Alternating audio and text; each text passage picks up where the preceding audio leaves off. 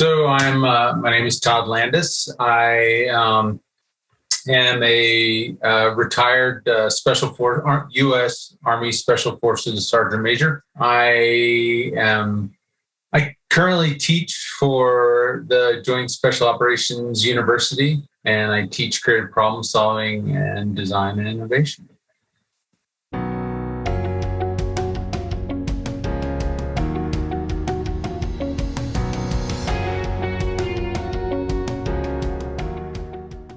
So I see myself as the boat that goes between the islands. Because we have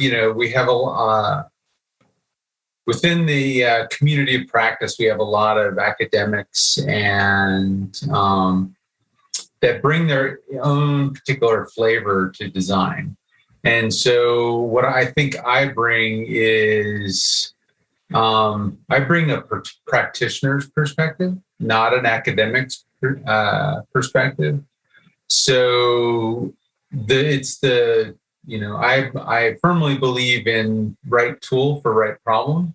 So there's many schools of thought and methods of practice in design, and each of them has a lot of their own benefits and to the practitioner. But it's a matter of knowing which tool to use and which one to pull out of your toolbox.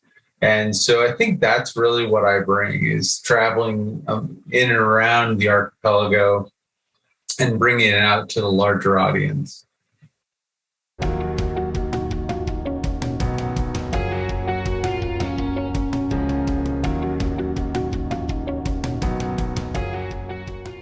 I think a lot of it, the easy button is there's a lot of really good stuff on YouTube.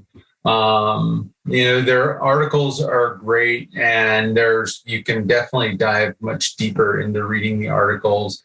But just by, experiencing the numerous different YouTube videos out there, that deal with the topic, you can really start to experience a lot of different flavors of design.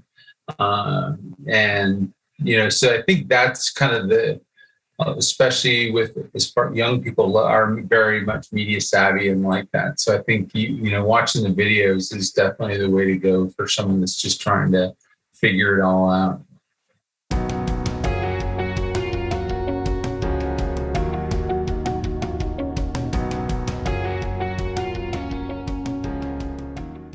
I think my elevator pitch, this is something that's taken a lot of practice, because it's really hard to describe in a lot of ways.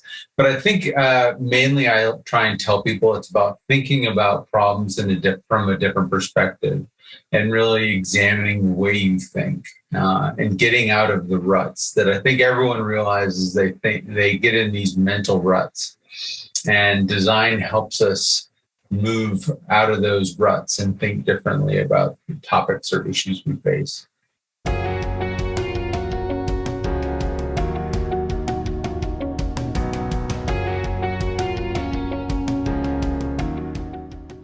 I call myself, I'm an accidental designer. So the funny thing is, I got into design purely by coincidence. I happened to be sitting next to Dr. Zweibelson at a seminar for Special Operations University faculty. And we spent the week chatting while we were in the seminar. And he's like, you're a designer. And I'm like, I am. And he's like, yeah, you think like a designer. So he's like, we just need to give you the tools. And so I come at it, my academic background is public policy and international affairs. So I don't have any academic background in design really at all, except for after I started practicing design. And I think it is a practice. It's one of those things I think if you stop learning about design, it's time to probably stop designing. because there's always something new to find out. So I think I come at it from a fairly non-traditional perspective, as someone that really has, doesn't have an academic background other than a few courses I've taken since meeting Dr. Zweilson.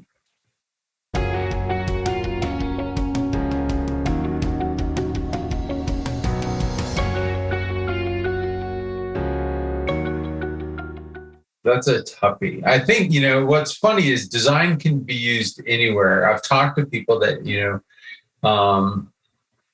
we use it at the Special Operations University to help them tackle very complex problems. And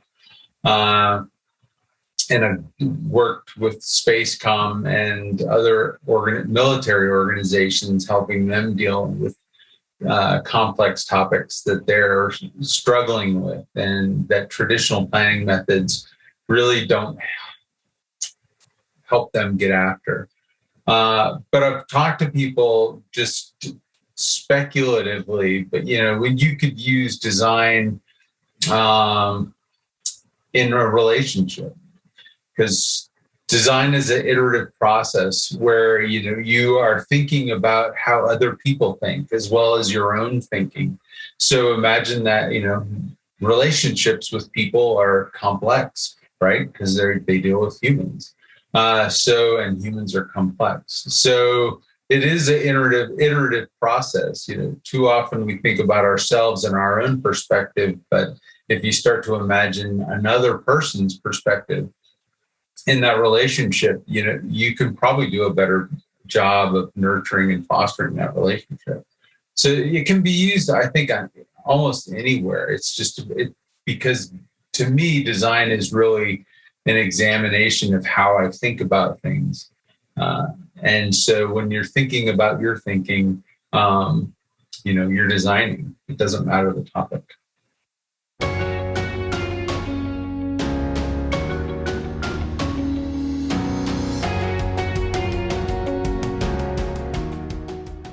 So I did an experiment this summer. We did through the Archipelago of Design. I hosted a Zoom coffee, drinks, and design, and it was just very much a informal discussion. In our education programs, a lot of our students, especially once they've taken a few of our courses, they kind of run out of courses to take, and they want more. So it's the idea behind the coffee, drinks, and design was just to offer up a venue where people could discuss design, come up with different topics. I'm still trying to work through where to go with it, because I think there is an audience. And what I'd really like to do is to start doing it on a more regular and routine basis. So kind of excited about playing with that some more.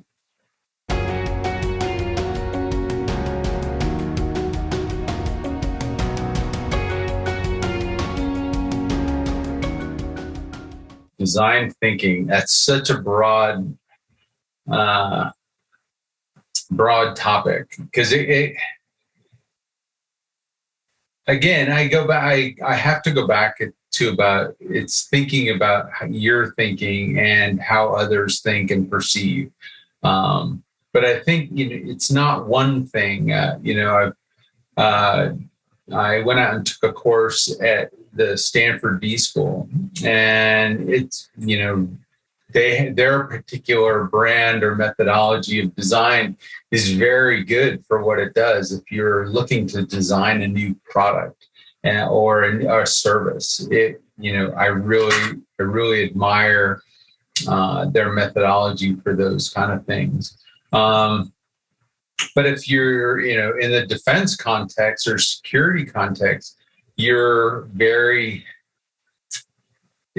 I think the Stanford model is too simplistic, and you need more. It won't get you where you want to go. So that's where you're taking different elements from different methodologies and different thoughts in design, are really where you gotta go. Gotta go again. Right tool, the right problem. I think the most common misconception, I don't know if it's a misconception, is I don't think enough people really understand what it is at all. I don't, other than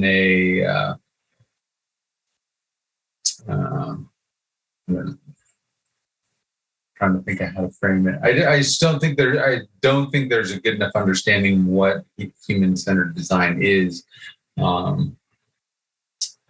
So a lot of people, I think connotate design with like agile and computer programming and user experience in that kind of forum. When you talk to people about how I use design in a security setting, they're like, wow, I didn't know you could do that. So I think maybe that is the misconception.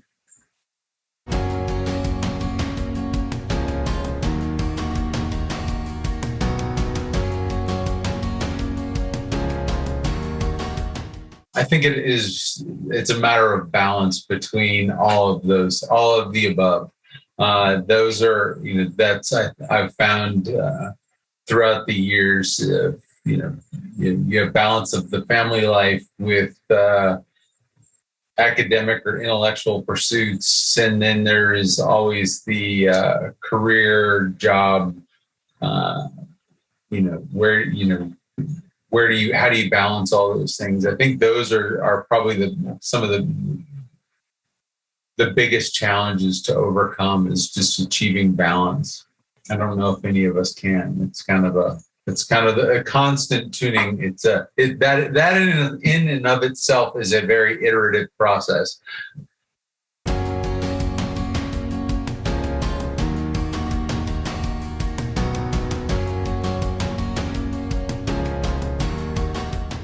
Besides living 10 minutes from the bottom of the ski hill, I think that's right up there with the high ones. No, my wife would probably slap me over that one. I think it probably has to do with my family. I've been married for almost 35 years, and I have 3 wonderful children that we say all the time is our greatest accomplishment. So I think that is probably it. Is those 3 kids are probably 3 contributing humans that are doing pretty well as adults. I think is pretty awesome.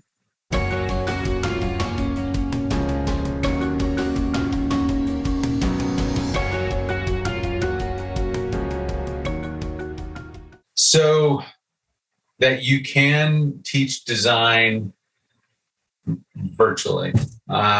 If you had told me 2 years ago that I was going to teach virtual design courses, I would have said that's impossible.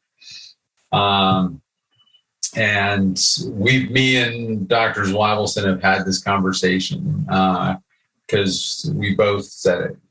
And what we found is not only can you, in many ways, it's better than live.